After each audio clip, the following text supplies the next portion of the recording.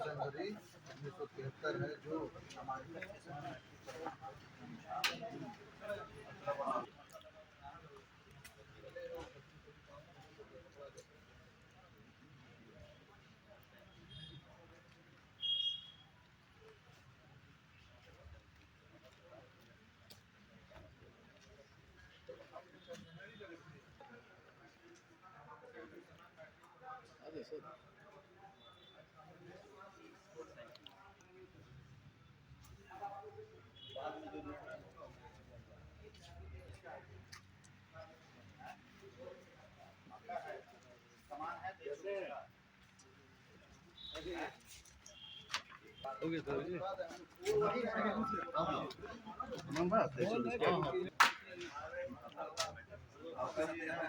कमान का फोटोकॉपी लेके आइए, लेके आइए, लेके आइए, सब जो डॉक्यूमेंट फुल मिल जाएंगे। हम लोग पूछे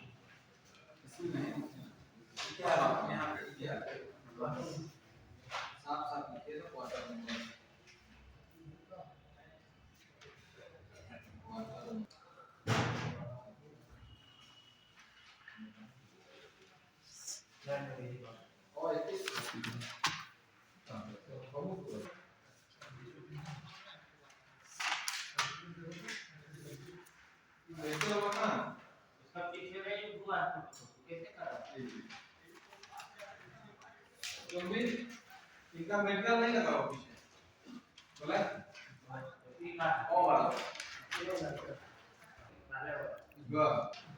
दवाई का कॉपी मेडिकल कहाँ होगा खाली है पीछे पीछे भी प्रिंट होगा, और गलती से लगता है दूसरा वाला ले जाएगा।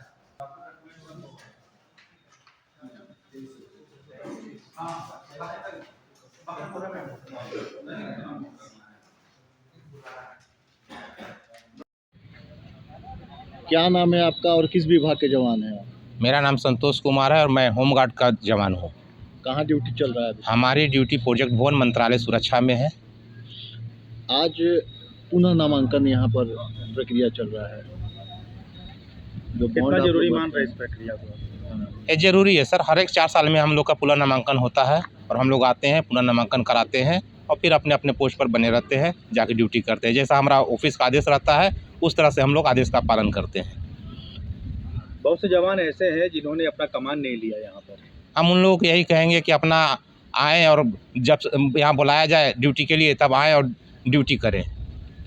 क्या लगता है इस तरह का लापरवाही इसको कहा जा सकता है, क्या कहा जा सकता है? नहीं, मैसेज की कमी है। मैसेज फॉलो करना पड़ेगा, लोगों को मैसेज देना भी पड़ेगा, उसको फॉलो भी करना पड़ेगा जवानों को। क्या नाम हुआ आपका? मेरा नाम संतोष कुमार हुआ। पुनः नामांकन कराने आए थे जी। कहाँ ड्यूटी कर रहे हैं अभी? हम नेपाल हाउस सचिवालय मंत्रालय सुरक्षा में। क्या क्या चीज़ मांगा जा रहा है? इसमें मेन मैट्रिक का ओरिजिनल सर्टिफिकेट, होमगार्ड का ट्रेनिंग का सर्टिफिकेट, आवासीय, उसके बाद 2 साल का कमान मांगा जा रहा है। आपका सारा पेपर ओके बताया? हाँ, हमारा सारा पेपर ओके है। ये जो नियम चल रहा है पुनर्नामांकन का, जी। इसको आप कहाँ तक सही मान रहे हैं? ये तो सही शुरू से हो रहा है सर, 4 साल के बाद हम लोग का नामांकन, ये तो सही है। अच्छा, जो लोगों के पास कमान नहीं है वैसे लोगों को के बारे में क्या कहेंगे? वो तो सर उन लोग का मैटर, हम क्या बता सकते हैं। हो गया ना?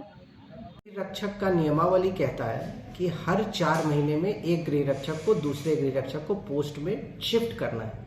कहीं एक जगह कोई गृह रक्षक को लंबी अवधि तक नहीं रखना है, ये नियमावली में भी है। मुख्यालय का भी सख्त निर्देश है कि एक गृह रक्षक को 4 महीने से ज़्यादा ड्यूटी नहीं देना है। ड्यूटी देना है तो चेंज कर देना है पोस्ट। उससे फ़ायदा होता है कि कहीं एक जगह हमारा गृह रक्षक परमानेंट नहीं होता है, क्योंकि वो स्वयंसेवी संस्थान होता है। प्लस चूँकि हमारे ऑफिस से वो संचालित होता है, अगर वो किसी एक संस्थान में बहुत ज़्यादा दिन रुक जाता है तो फिर ना वो कमान लेने में इंटरेस्टेड होता है और वो वहीं का रह जाता है, वो हमारे ऑफिस में, और रोटेशन नहीं होता है तो सब गृह रक्षक को अपॉर्चुनिटी नहीं मिल पाती है काम करने की। जैसे कोई ऑफिस में चला गया सचिव कोटा में, अब वो रह रहा है 5 साल 4 साल से, तो कोई नए गृह रक्षक को काम करने का मौका नहीं मिलता है, तो बहुत सारे नए गृह रक्षक बैठे रह जाते हैं।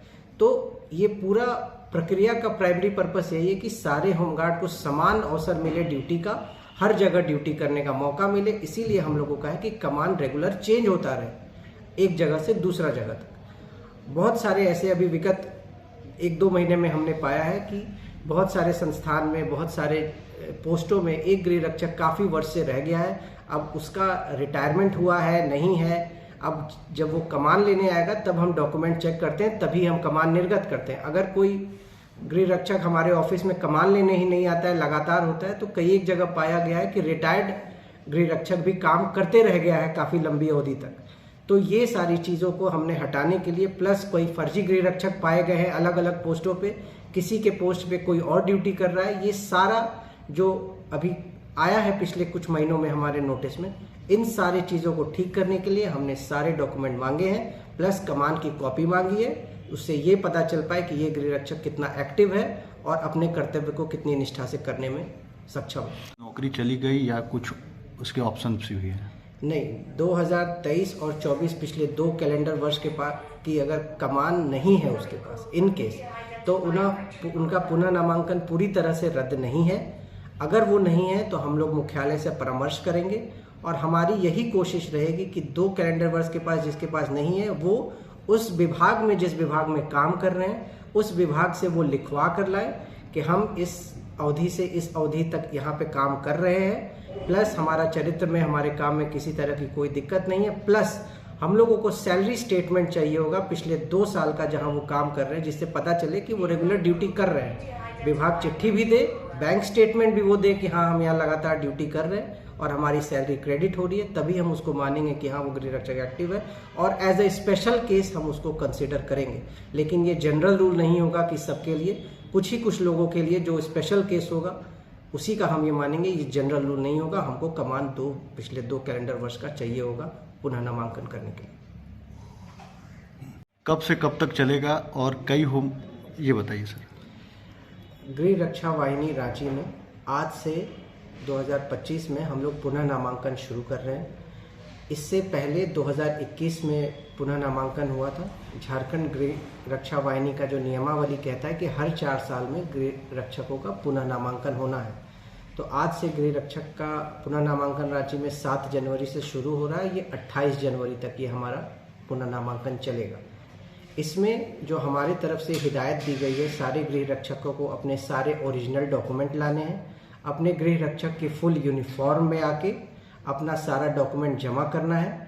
उस डॉक्यूमेंट में जो हम लोगों ने डॉक्यूमेंट मांगा है, उससे पहले मांगा है उसका वर्दी में पासपोर्ट साइज़ फ़ोटो, उनका स्कूल लिविंग सर्टिफिकेट कि वो कहाँ तक पढ़े हैं, उसमें उनका डेट ऑफ बर्थ अंकित रहता है, प्लस हम लोग ने यहाँ का आवासीय मांगा है। चूँकि गृह रक्षक जहाँ के रहने वाले होते हैं वहीं पे बहाल होना है, तो हमें ये चेक करना है कि यहीं का आवासीय उनके पास है कि नहीं है। इसके साथ साथ जिस वर्ष वो बहाल हुए हैं तो उस वर्ष का ट्रेनिंग का सर्टिफिकेट हमने मांगा है, और भी अगर कोई एजुकेशनल डॉक्यूमेंट्स प्लस आधार, वोटर आईडी, ये सारा डॉक्यूमेंट उन्हें ओरिजिनल प्लस फोटोकॉपी में लाना है, हमारे ऑफिस में जमा करना है। हम लोग उसका सत्यापन करेंगे ओरिजिनल के साथ कि वो ठीक है नहीं है, और प्लस इसके साथ साथ पिछले 2 वर्ष के कैलेंडर वर्ष में उन्होंने कहीं ड्यूटी किया है कि नहीं, उसका वो कमान का कॉपी देंगे। कमान से हमें ये पता चल जाएगा कि पिछले 2 वर्ष में हमारा गृह रक्षक एक्टिव रहा है कि नहीं है, इमरजेंसी ड्यूटी किया है कि नहीं, किसी तरह का ड्यूटी में सहयोग दिया है कि नहीं सरकार को। तो ये सारे डॉक्यूमेंट हम लोग सत्यापन करने के बाद, देखने के बाद ही उसका पुनः नामांकन करेंगे।